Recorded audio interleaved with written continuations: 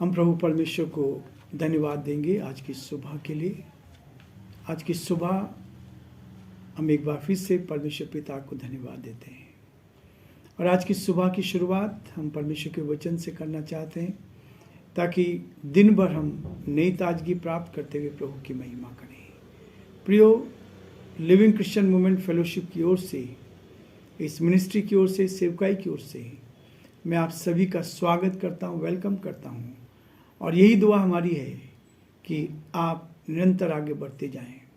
परमेश्वर ने इस सेवकाई पर बहुत आशीष दी और इस सेवकाई को प्रभु बढ़ा रहा है। जैसे मैंने बताया था आपको, हमारी अद्भुत अनुभव पत्रिका बराबर पिछले 14 वर्षों से हम बराबर देश के 12 राज्यों में भेज रहे हैं।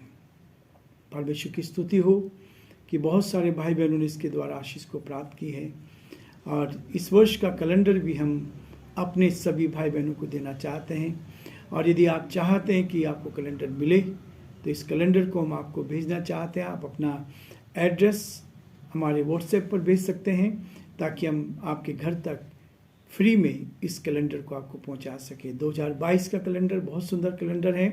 लिविंग क्रिश्चियन मूवमेंट फेलोशिप की ओर से आप सभी को ये उपहार के स्वरूप दिया जाएगा और यदि आप चाहते हैं तो आप हमें तुरंत लिखें ताकि हम आपको इस कैलेंडर को आपके घर तक फ्री में पहुंचा सकें।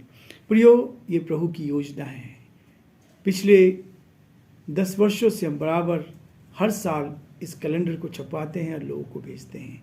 हमारी मैगजीन बराबर जा रही है। बहुत सारे भाइयों ने अपनी गवाही दी है, पत्र लिखे हैं और वही इसलिए इस पत्रिका का नाम अद्भुत अनुभव रखा है।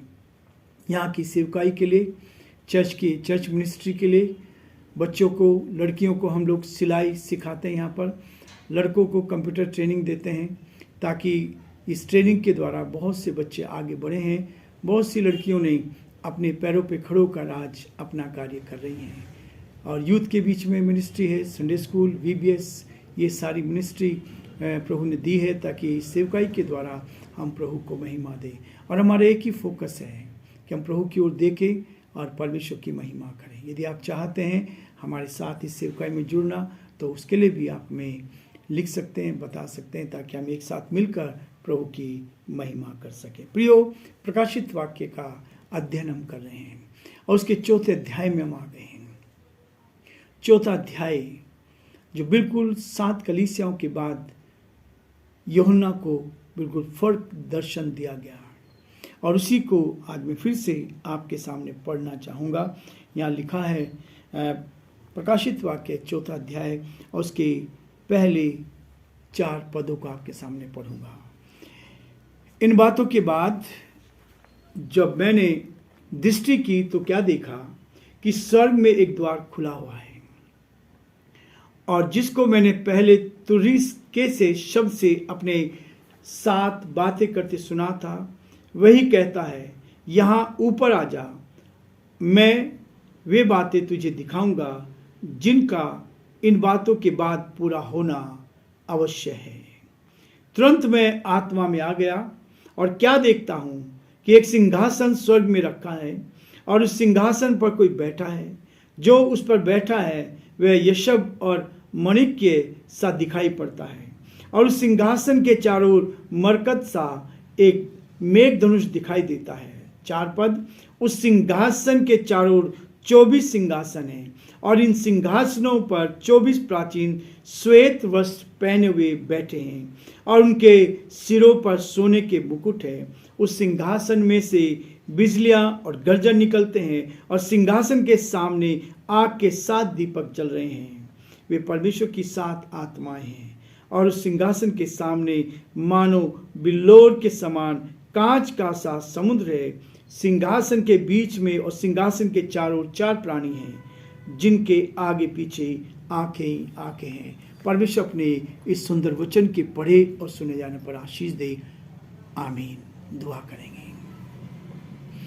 धन्यवाद और स्तुति के योग्य हमारे सामर्थ्य परमेश्वर, हमारा हृदय आप जैसे महान परमेश्वर के चरणों में झुका प्रभु जी। आप हमारे महान प्रभु, दयालु पिता, विश्वास के योग्य परमेश्वर हैं, अद्भुत युक्ति करने वाले प्राकरणिक परमेश्वर। हम आपकी तारीफ करते हैं। आपने हमें संभाला, आपने हमारी मदद की, आपका दया का हाथ हमारे साथ रहा, इसके लिए धन्यवाद देते हैं। हम यही प्रार्थना करते हैं प्रभु, आज दिन भर हमें संभाल, आपका दया का हाथ हमारे साथ बना, हमारे भाई बहनों पर आपकी उत्तम आशीष चाहते, हमारे भाई बहनों को अपने हाथों में ले, ताकि परमेश्वर हम आप में सुरक्षित रहे। जो लोग आज इस आवाज को सुन रहे प्रभु, उनके हृदय में अद्भुत काम करें, सामर्थ्य के काम करें, ताकि आपके नाम को महिमा मिले। और हम चाहते प्रभु हमारे सारे भाई बहनों पर आपकी उत्तम आशीष बनी रहे और आपका नाम हम ऊंचा उठा सके। बड़े आदर के साथ हमारे प्रदेश के लिए, आप प्रदेश के मुख्यमंत्री अशोक गहलोत जी के लिए प्रार्थना करते हैं, उत्तम आशीष दे, इस प्रदेश का संचालन करने में उनकी मदद करें। इन दिनों प्रभु जी जो महामारी फैलने जा रही, हम प्रार्थना करते हैं यीशु के नाम से रुके प्रभु जी, किसी प्रकार के हमारे प्रदेश में, हमारे देश में समस्या ना आने पाए प्रभु। हमारे भाई बहन, हमारे लोग प्रभु जी आनंदित रहे, और पिता परमेश्वर इस बड़ी समस्या से प्रदेश को और देश को बचाएं प्रभु जी। हमारे देश पर आपकी आशीष चाहते हैं, देश के राष्ट्रपति के लिए, प्रधानमंत्री जी के लिए प्रार्थना करते हैं, उनको भी बुद्धि दे, ताकि इस देश का संचालन आपकी महिमा के लिए कर सके। हम बड़े आदर के साथ इस डिवोशन को पिता आप ही के हाथों में सौंपते हैं, और चाहते इसके द्वारा केवल महिमा आपको मिल सके। सारी महिमा, आदर, गौरव आपको देते हुए इस प्रार्थना को अपने प्रभु, अपने धारकर्ता यीशु मसीह के नाम से मांगते हैं, आमीन। प्रियो, हम देख रहे थे कि यूहन्ना को फिर से जो पहले अध्याय में बताया गया था, यहाँ फिर से कहता है मैं आत्मा में आ गया। 4 अध्याय में लिखा है दूसरे पद में, तुरंत मैं आत्मा में आ गया। आत्मा के साथ मिलन हुआ, और जब परमेश्वर के साथ, उसकी आत्मा के साथ हमारा मिलन होता है, तो प्रियो आत्मा हमसे कराती है, लिखाती है, दिखाती है, हमें भविष्य की सारी बातें बताती है। आज भी प्रभु के लोग भविष्य की बातों को बताते हैं, आज भी प्रभु के लोग भविष्य की बातों को मेरे आपके सामने भविष्यवाणी करते हैं, और भविष्यवाणी सत्य होती है। जिन लोगों के लिए हमने दुआएं करी, आज वो बहुत ऊंचाई तक पहुंचे हुए हैं, ऊंचाई तक पहुंचे हैं। परमेश्वर भविष्य की सारी बातों को बताता है, और जब आप भविष्य की बातों को जानना चाहते हैं तो परमेश्वर के वचन पर आत्मा से भर जाइए, आत्मा की सामर्थ्य से भर जाए। परमेश्वर आपको भविष्य की सारी बताएगा। लोग अपने हाथों को दिखाते हैं, परमेश्वर कहता है कि आपके भविष्य में क्या होने वाला है मैं उसको बताने जाऊंगा, इस देश में, इस दुनिया में क्या होने वाला है मैं तुम्हें बताने जा रहा हूं। और इसलिए यहां पर प्रभु कहता है, और यूहन्ना इस बात को कहता है, मैं तुरंत आत्मा में आ गया। जब यूहन्ना आत्मा में ऊपर उठाया गया, आत्मा में ऊपर उठाया गया, तो उसे 2 दर्शन प्राप्त हुए। उसने 2 दर्शन देखे, और 2 दर्शन क्या थे प्रियो? वो देख रहा है प्रभु का दर्शन, प्रभु का दर्शन जो 1 अध्याय कि उसके 9 से लेकर 20 पद तक पहला है दर्शन, उस बात को दिखाया गया है। दूसरा दर्शन वो कहता है कलीसिया का दर्शन है, जो दूसरे अध्याय के 1 से 3 और 22 पद तक पाया जाता है। 2 दर्शन जब ऊपर उठाया, जब वो आत्मा में भर गया, ऊपर उठाया गया, तब उसको दर्शन दिखता है। यूहन्ना कहता है मैं प्रभु के दिन आत्मा में आ गया, और एक बड़ा शब्द यह कहते सुना, एक बड़ा शब्द यह कहते सुना। क्या सुना उसने? कौन बात कर रहा था? ये बातें मेरे और आपके लिए है। यूहन्ना से कौन बातें कर रहा था? उस आवाज ने कहा। उस आवाज ने क्या कहा? वो आवाज क्या कहती है? वो आवाज कहती वहां ऊपर आ, और जो बातें होने वाली है उसे लिख ले। वहां ऊपर आ, आत्मा बात करती है। जब आप आत्मा से भर जाते हैं, आत्मा सो परमात्मा है, जब आप आत्मा से भरती है तो आत्मा आपसे बात करती है। और यहां पर 3 बातें वो ऊपर आके दिखाता है। वो कहता है जो बातें तूने देखी है, प्रभु का दर्शन जो देखा है, जो बातें तूने देखी है, जो बातें हो रही हैं, कलीसिया का दर्शन, और उसके बाद जो बातें इसके पश्चात होने वाली है, कलीसिया के उठाए जाने का, महाक्लेश का दर्शन प्रभु दिखाता है। 3 दर्शन दिखा रहा है, 3 बातों को स्पष्ट करता है, और 3 हिस्से इस दर्शन के पूरी तरह से। और ये इस बात को कहते हैं कि वो महाक्लेश, कलीसिया के उठाए जाने के लिए जो महाक्लेश होगा उसके विषय में आज लोग सताते हैं। लेकिन प्रियो, वो आनंद आने वाला है जब आप प्रभु के साथ होंगे। उस भविष्य की बात को कहता है ये सारा दर्शन, ये दर्शन जो प्रभु ने दिया है, ये दर्शन इस बात को दर्शाता है, यूहन्ना पर इसलिए प्रकट किया और यूहन्ना ने इसलिए लिखा है ताकि आने वाली पीढ़ियां इन बातों को समझे। आने वाले लोग जैसे आज हम समझने की कोशिश कर रहे हैं, आने वाली पीढ़ियां और समझ जाएं। यूहन्ना के बाद से सारी पीढ़ियां सोचती थी उस जमाने में हुआ था, लेकिन आज हम देख रहे हैं अंतिम दिनों में हम चल रहे हैं प्रियो। अंतिम दिनों का मतलब है हमें तैयार रहना है। कभी भी यीशु मसीह आ सकता है, किसी भी समय वो आ सकता है। और यदि हम तैयार हैं, हम सच्चे हैं, हम ईमानदार हैं, हम विश्वास योग्य हैं, हम उस परमात्मा को खुश कर रहे हैं, तो उसके साथ हम जाएंगे। प्रकाशित वाक्य 4:2 और 3 में बहुत स्पष्ट कहता है, एक महान दर्शन प्रभु ने यूहन्ना को दिखाया था। एक ऐसा दर्शन जो भव्य दर्शन था, एक ऐसा दर्शन जो महान था, लेकिन वो भव्य दर्शन को समझने के लिए वह कुछ दुनियावी बातों को बता रहा है। वो संसार की बातों को भी बता रहे हैं, दुनिया की चीजों को की तुलना कर रहा है इस दर्शन को बताने के लिए। और ये तुलना क्या है प्रियो? वो कहता है यूहन्ना ने इस भव्य दर्शन में माणिक्य देखा। यहां लिखा है कि माणिक्य देखा, और माणिक्य जो चीज है और ये सब के समान बताया गया है। माणिक्य एक लाल रंग का तेज चमकने वाली चीज होती है। ये तेज चमकने वाली चीज है जिसके बारे में यहाँ इस बात को बताया गया है। और ये शब्द जो है ये एक असली हीरे के समान चमकने वाला पत्थर होता है। ये दो चीजें संसारिक दृष्टि में इस बात को बताया गया है। परमेश्वर का दर्शन कहता माणिक्य एक ऐसी चीज जो लाल रंग की होती है, उसकी तुलना की गई है। और उसके बाद यह शब्द जो है एक असली हीरे के समान, उसके समान वो चमकता ऐसा पत्थर होता है। इन चमकने वाली चीजों को प्रभु यहां बता रहा है, भव्य दर्शन यहां यूहन्ना को दिखा रहा है। इसलिए वो प्रकाशित वाक्य 4 अध्याय के 2 से 4 में बहुत स्पष्ट कहता है, इस बात को कहता है कि 24 प्राचीन बैठे हैं, उस पे 24 प्राचीन बैठे हैं।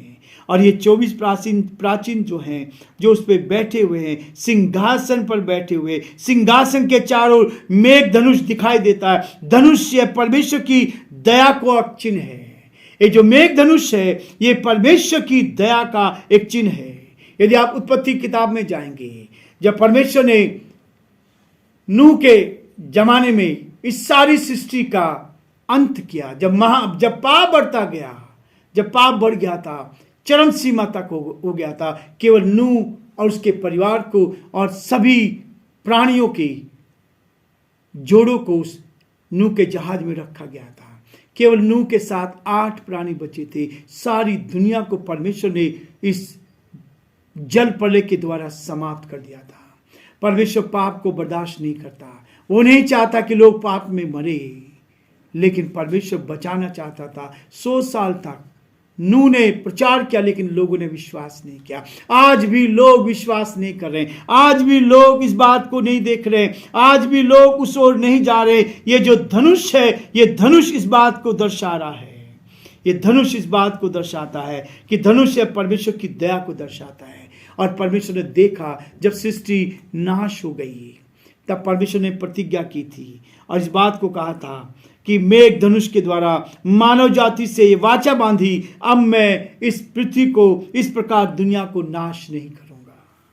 ये धनुष दिखाई देता है, जब बारिश आती है तो आप इंद्रधनुष को दिखाई देता है। और यही है बाइबल का संदेश।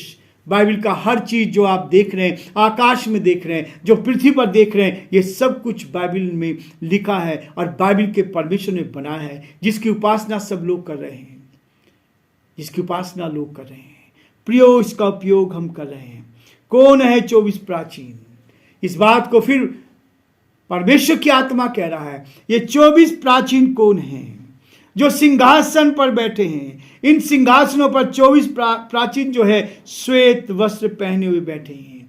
ये कौन है? 4 अध्याय से 29वें अध्याय तक बार बार इनका वर्णन पाया जाता है, इनका वर्णन आता है। यह कोई स्वर्गदूत नहीं है, ये स्वर्गदूतों के बारे में नहीं कहा गया, परंतु ये वे लोग हैं जिन्हें प्रभु यीशु ने स्वर्गारोहण के से पहले काफी सताव उन्होंने सहा था।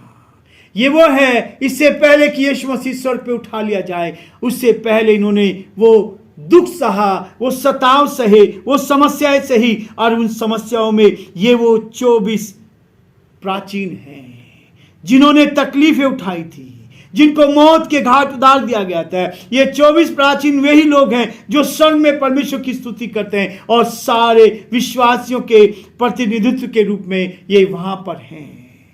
24 प्राचीन जो यहां बताए गए हैं, जो सिंहासन पर बैठे हैं, जिन्होंने दुख सहा था, आज जो दुख सह रहे हैं उनके लिए सिंहासन तैयार है प्रियो, उनके लिए मुकुट तैयार है। आज वो सिंहासन उनके लिए तैयार है, जिनमें 12 गोत्रों के 12 प्रतिनिधि और 12 चेले सम्मिलित हैं।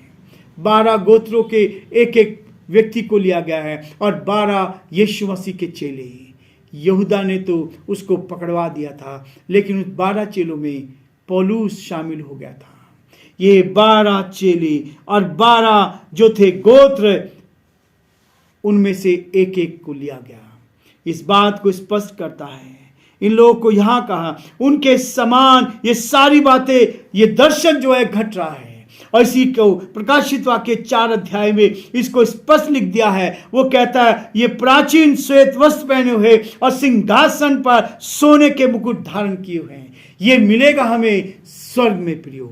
संसार में क्या मिलेगा, सब यही छोड़ जाएंगे, लेकिन स्वर्ग में हमारे लिए वो सिंहासन तैयार है जो संसार का व्यक्ति कभी नहीं दे सकता। संसार के इस मुरझाने वाले मुकुट को पाने के लिए, इस सिंहासन को प्राप्त करने के लिए कितना झूठ बोलना पड़ता है, बेईमानी करनी पड़ती है, और कितने गलत काम करते हैं। और इसलिए कहता है ये 2 प्रकार के मुकुट होते हैं परमेश्वर मुझे और आपको देना चाहा है। डाइडेम, एक शब्द है डाइडेम, जो यूनानी शब्द है। यह मुकुट स्वयं प्रभु का है।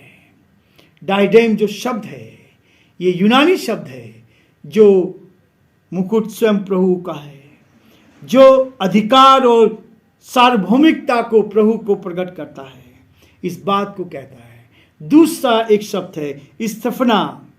स्थफना जो शब्द है, ये भी पुराने जमाने में जो लोग प्रतियोगिता जीतते थे, जो लोग खेलों में जीतते थे, उन्हें यह मुकुट दिया जाता था। ये 2 तरह के मुकुट, एक प्रभु यीशु मसीह का मुकुट, एक प्रतियोगिता में जो व्यक्ति जीतते थे उनको मुकुट मिलता था। और इसलिए प्रियो, ये परमेश्वर का वचन कहता है कि जो प्रभु के साथ हैं उनको एक मुकुट दिया जाएगा।